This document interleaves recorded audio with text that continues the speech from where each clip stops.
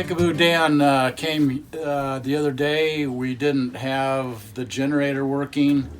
We tried a number of things that didn't work, and we had to have him come out. And he replaced the impeller on the generator, and he said we need to change the screen virtually daily. So we're going to go down and change. It's really simple to do. You don't even need a wrench. You just do this up hand tied.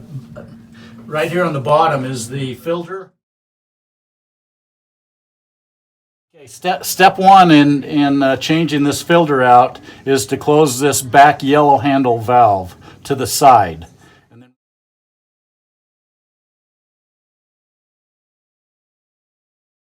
So all you do is unscrew this counterclockwise.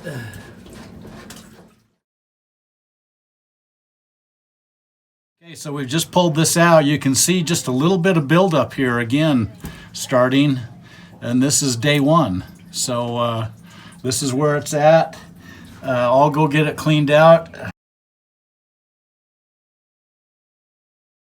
When I put it back together, I'll just push the screen right in there.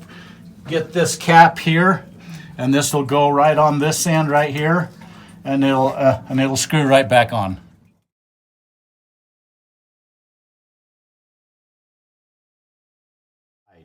And then when you're done with everything, putting the filter in and the cap, then you open up that valve back up.